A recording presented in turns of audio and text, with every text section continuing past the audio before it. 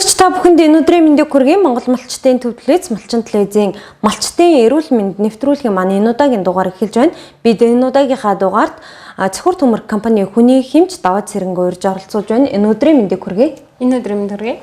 За тэгэхээр сүүлийн 2 жил Монгол улсад COVID-19 тэмээ цар тахал одоо коронавирусын халдвар нэлээд тархаад байна. Тэгэхээр хоёулын өнөөдрийн ярилцах сэдэв бол хүүхдийн өвчлөл тэмээ. Сүүлийн үед одоо хүүхдүүд одоо ковидоор өвдөд байна. Тэгэхээр энэ талаар хоёлаа яриагаа эхлэе. Ер нь ялангуяа Монголын хувьд бол сүүлийн 21 оны 5 сар 6 сарын байдлаар ковидын тархалт бол нэлээдгүй өндөр болчлоо. Хүн амд ноогдох тоогоороо ч гэсэн нэлээд дээгүүр жагсах болсон. За тэгээд яг 2021 оны 6 сарын байдлаар 21 мянган одоо хүүхэд бол тодорхой хэмжээр ковидын халдвараар авсан байна. За дийлэнх тохиолдолд бол хөнгөн хэлбэрээр өвдөж байгаа хүүхдүүдийн хувьд бол насан туршидтын хувьд бол харьцангуй бас тухайн хүнийхээ хувь хүний дархлаанаас хамаарат ер нь бол өвчлөл нь бол янз бүрээр илэрж байгаа. Гэхдээ ялангуяа хөнгөн хэлбэрээр өвдөх нь бол илүүтэй тохиолдож байгаа. Тэгэхээр одоо хөнгөн хэлбэрээр өвдсөн үед одоо гэрээрээ эмчилж байгаа. Энэ үед ер нь ямар зөвөр илэрт юм бэлээ? За коронавирусын халдварын үед илрэх шинж тэмдэг бол бусад одоо амьсгалын замын өвчлөл үүсгэдэг вирусын халдвартай их ижилхэн шинж тэмдэгтэй. За гэхдээ хамгийн сүүлд одоо 2021 онд хийгдсэн зарим нэгэн судалгаанаас авч үзэх юм бол хүүхдүүдийн хувьд бол хөнгөн хэлбэрээр өвдөж байгаа үед бол хоолндоо дургу болох, нойрондоо муудах, булчингаар өвдөх, толгоор өвдөх шинж тэмдэгт илүүтэй илэрж байгаа. За тэрэн дотроо арай онцгой гэх юм бол амтлах, үнэрлэх чадвар буурах зэрэг ийм зөвөрүүд бол илүүтэй илэрдэг. За илүү одоо хүндрээд ирж байгаа хүүхдүүдийн хувьд бол коронавирусын халдвараар өвдсөн хүүхдүүдийн 88% нь бол халуурах зөвөр илүү өндөртэй байгаа. Дээрээс нь хуурай ханиалгах зөвөр 68% нь илэрч байна. Цэртэй ханиалгах, амьсгал тавьчих, амьсгаадах зөвөрүүд бас нэлээдгүй их илрээд байгаа. Хүнд хэлбэрээр өвдсөн тохиолдолд бол эдгээр зөвөрд нь илүү тод илэрдэг. Хөнгөн хэлбэрээр өвдсөн тохиолдолд бол төрүүлсэн зөвөрүүд бол илүү төгөөмөл илэрч байгаа. Хотодгүй яг энэ COVID-19 цар тахал маань бас нэлээдгүй их болж энэ өдөр ирэх тусам нэмэгцээр байна тийм ээ. Нэг ялангуяа хөдөө орон нутагт бас хүүхдийн өвчлөл өндөр байгаа. Тэгэхээр яг одоо энэ гэрээр эмчилгээ хийх явцад ер нь ямар эмчилгээ юм таавах хэвээр юм бэ? За ер нь яг хөнгөн хэлбэрээр санамсаргүй тохиолдлоод ойрын хавталж болцсон юм уу тийм тохиолдлууд дээр тэгээд дээрэс нь хөнгөн хэлбэрээр өвдсөн байна гэдэг нь батлагдсан тохиолдлууд дээр хүүхдүүдэд авах арга хэмжээний хувьд нэгдүгээр шингэн зүйлийг ойрхон сайн уулгах хэрэгтэй. Энд ансны шүүс, чацарны шүүсээ ойрхон уулгах хэрэгтэй. За дээрэс нь нэмээд хоолтон дээр маш сайн анхаарах хэрэгтэй. Ялангуяа одоо манай малчтын хувьд бол нэгэн төрлийн хоолоор илүү холдог тийм мах, гурил, төмөс гэх мэт ийм нэр төрөл аягүй цөөтэй хоол хүнсээр хоолдог. Тэгвэл яг ковидын халдвараар хэрвээ өвдсөн, батлагдсан, ойрын хавтал болсон тохиолдолд бол хоолныхаа нэр төрлийг аль болохоор олшруулаад тийм хүнсний ногоонуудыг аль болох олон төрлөөр нь хэрэглэхийг хичээрэхтэй. Лов, манжин, сонгом, байцаа гэд нэр төрлийн илүү нэмэгдүүлээд тэгээд чанартай байдлаар хоол хүнсээ хийж идэх шаардлагатай байгаа. За өдөрт бол хүүхдийн хувьд бол 4-6 удаа хооллох шаардлагатай байдаг. За энэ 4-6 хоолтын нь 3 нь бол аль болохоор 1-2 дугаар хоолтой. 2 нь болохоор хөнгөн хэлбэрийн хоол буюу өдрийн одоо 12 цаг 16 цагийн алдад бол хүүхдүүдтэй тараг уулгах, жимсний шүүс өгөх, тэг нөгөө жижиг юм 100 байдалтай хоол хүнсийг өгөөд өглөө өдөр орой гэсэн энэ 3 хэсэгтэй бол аль болохоор чанарлаг, амин дэмээр баялаг, олон одоо хүнсний ногоо орсон С витаминээр баялаг тийм хоол хүнсийг бол хүүхдүүдэд илүү сайн өгөх хэрэгтэй. За 3 дугаарт нь бол хүүхдүүдэд маш сайн анзаарч ах хэрэгтэй. Хүүхд маань халуурж гин үү? Ер нь орчны идэвх нь ямар байна тий? Ерөөсөө биений өвдөж байгаа хүүхдэд бол хамгийн хилэрдэг шинж тэмдэг бол аль болохоор тоглоом байлал юм л болоод унтаарах гад байдаг тий? Тэгээд булчингаар нь өвдөж гин, энэ амархан ядар сүлдэж гин гэд хүүхдүүд бол арай 6-аас дээш насны хүүхдүүд бол хийх боломжтой байгаа. Гэтэл 6-аас доош насны хүүхдүүд бол харьцангуй тийм зөвөрүүд айлгүй учраас эцэгчүүд маш сайн анхаарч ах хэрэгтэй. За тэгээд дээр нь нэмээд бол аарцаа сайн уух хэрэгтэй, сүү цагаан идэгээ түлхүү бас хэрэглэх шаардлагатай. За нэмээд бол яг эрүүл мэндийн яамнаас болон бусад одоо эрүүл мэндийн байгууллагаас өгж байгаа зөвлөмжөөр бол С витамин, Д витамин, цайрыг бол нэмэлт байдлаар эмчилгээний тунгаар хэрэглэхийг бас зөвлөж байгаа. Тэгэхээр корона туссан үед тийм ээ бас дархлааны систем маш ундаг гэж байна. Тэгэхээр энэ үед одоо хүүхдүүд маань одоо хоол хүнснээс гадна өөр С витамин, Д витамин авуулаа гэхэд өөр нэмэлтээр юу хэрэглэх ёстой юм бэ? За ялангуяа одоо С витамины хувьд бол хүүхдүүдийн насны ангиллаас хамаарат уух ёстой тунгууд нь харилцангуй өөр өгдөг. Одоо чинь 2-оос одоо 4 хүртэлх насны хүүхэд бол хоногийн С витамины тун бол 80 мг-аас 100 мг хүртэл байж болно. 6-аас дээш насны хүүхэд бол 250 мг-аар, 12-оос дээш насны хүүхдүүд бол 500 мг-аар С витаминыг ууж хэрэглэх ёстой. Тэгэхээр зөв зохистой тунгаар уух юм бол хүүхдэд бол ямар нэгэн гаш нөлөө үүсэхгүй. С витаминыг өндөр тунгаар уугах юм бол бөөрөн чулуу үүсэх, тэгээ ходоод гидс зочрох гэх мэт ийм гаш нөлөөнүүд бас илэрч болох учраас С витаминыг бол яг насанд нь тохируулаад ууж хэрэглэх хэрэгтэй. За мөн Д витамины хувьд бол бас эцэгчүүд маань Д витамины талаар маш их мэдлэгтэй болсон. Д витамин бол хүний дархлаа тогтолцоог дэмжихээсээ гадна хүүхдийн яс булчингийн хөгжлийг хэвэн байлгахад маш чухал үүрэгтэй ийм витамин байгаа. Гэхдээ D-ийн бас илүүдэл гэж байдаг. Тэгэхээр D-ийн илүүдэл нь дутагдaltaгаа яг ижилхэн системээр илэрдэг болохоор зарим эцэгчүүд хүүхдийнхаа D-ийн илүүдлэлт орсныг нь мэдгүйгээр бас өндөр тунгаар уулгаад D витамины хорлогонд орох тохиолдлууд бас цөөнгүй байдаг болсон.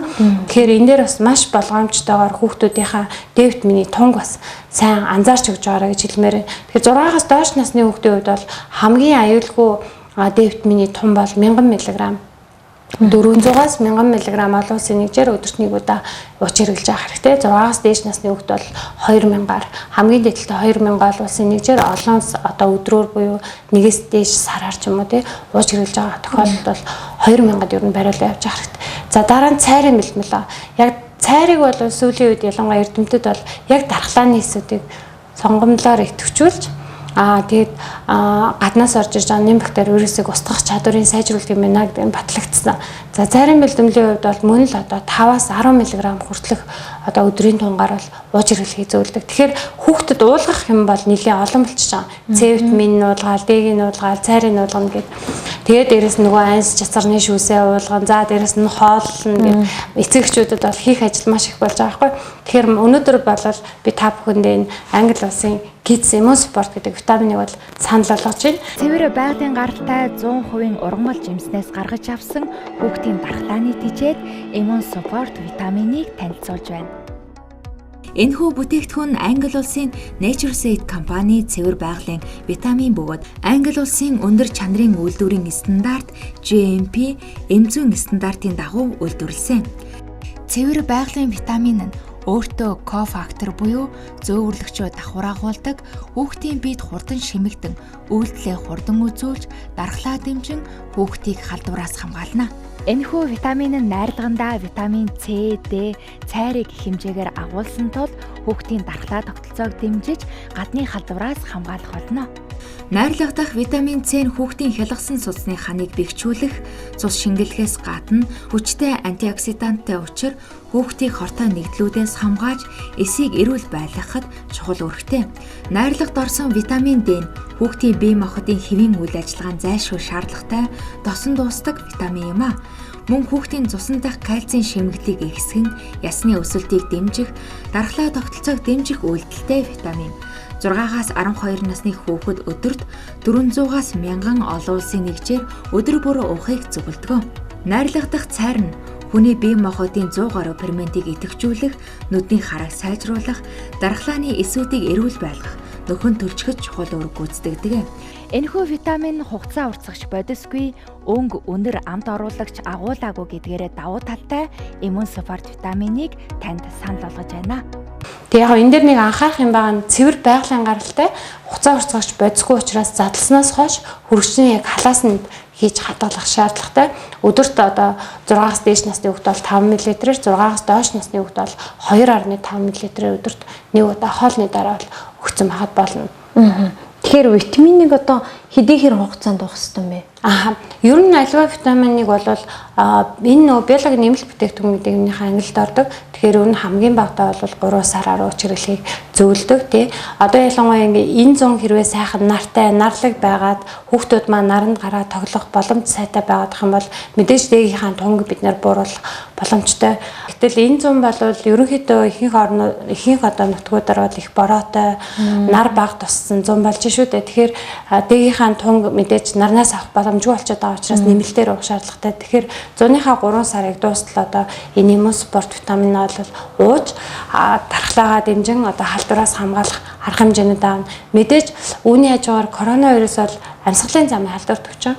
Тэгэхээр нөгөө маска зүүх, гараа ариутгах, халдвар хамгааллын дэглэмээ бол заавал сайтар хамт барай явж явах хэрэгтэй байна. Иргэдийн дунд тийм ээ дархлаагаа дэмжихийн тулд одоо сифтлинийг ууж хэрэглэдгийг бас сайн мэддэг. Тэгэхээр энэ бас соёлын урталт бас сифтлээ харагдаж шүү дээ. Тэгэхээр яг энэ коронавирус туссан гэрийн нөхцөлд бас энийг ууж хэрэглүүл дархлаа дэмжигдэх боломжтой. Болно.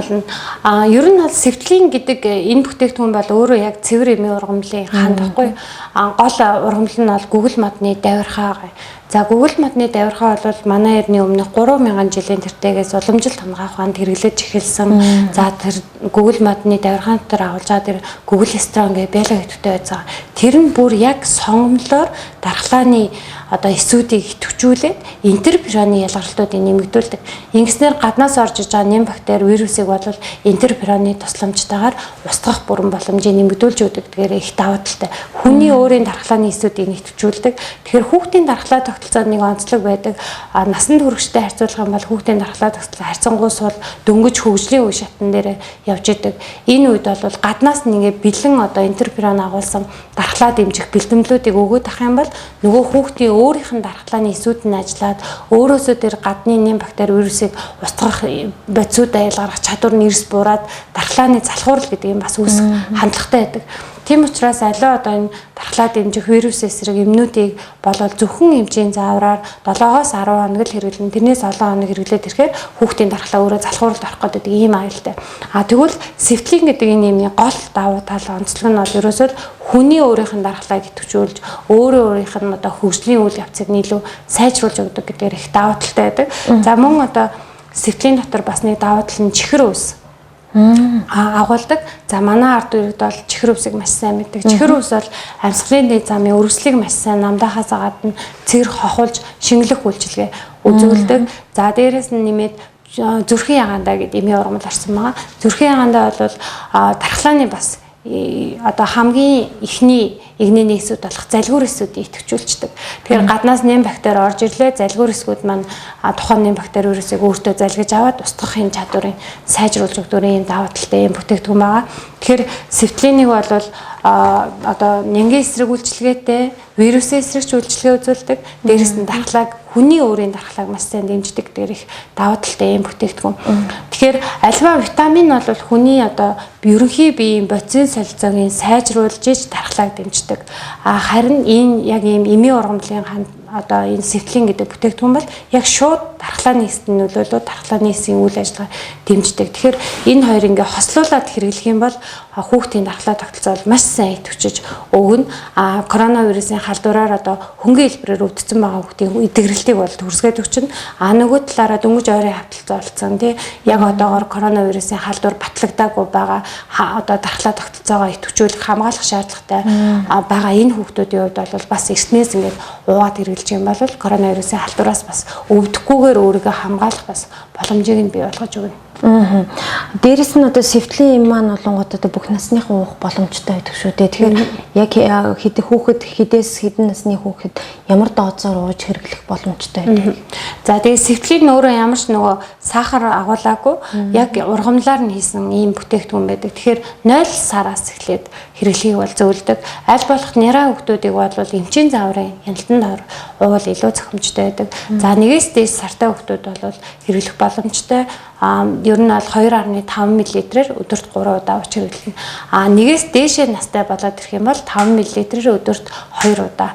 За 2-оос дээш настай хүүхэд бол 5 мл-ээр өдөрт 3 удаа гэдэг ингээд тунгийн зохицуултуудыг бол хийгээд явах бүрэн боломжтой. Тэгээд Монгол заавартай учраас хүүхдийнхаа насанд нь тааруулаад тунгаар нь бол уулгах болно. Тэгээд нэг анхааруулж хэлэх юм нь бол сэвтлийн өөрөө цэвэр хэмээ ургамлын найрлагатай бэлтгэл тийм учраас жоох удаан уух шаардлагатай хамгийн багадаа л хэд бол 3 сар орчим уугаад ирсэн байхад хүүхдийн дархлаа тогтолцоол маш сайн идэвчээ. Тэр нөгөө хамгийн ихний залгуур эсүүдийн үйл ажиллагаа маш сайн дэмждэг учраас халдвар дөнгөж орж эхэлсэн үеэс эхлээл дархлаа тогтолцоо маш идэвхтэй байж маш хурдан хугацаанд халдварыг дарах боломжийг нь бий болгож өгнө. Тэгэхээр хаанаас худалдаж авах боломжтой байд юм бэ? За эдгээр бүтээгдэхүүн нь болохоор ихэнх эмийн сангуудаар худалдаалагдж байгаа. Ялангуяа сэвтлийн витамин бол аль ч ойрынхаа эмийн сангаас авах боломжтой байдаг. За аймаг орон нутгуудад манай одоо хамтран ажилладаг эмийн сангууд бол зөндөө байгаа. Тэгэхээр тухайн эмийн сангуудаа бүтээгдэхүүнийхээ зургийг үзүүлээд тухайн эмийн сандаа захиалаад эсвэл байхгүй бол захиалаад байвал одоо худалдаа авах бүрэн боломжтой байгаа. За баярлалаа. Үзэгчтэй малчтай эрүүл мэнд нэвтрүүлгийн маань энэ удаагийн дугаард Цахиур төмөр компани хүний хэмж даваа зэрэг хүүхдийн өвчлөлийн талаар мэдээлэл зөвлөгөө хүргэлээ. Дараагийн дугаар хүртэл түр баяртай.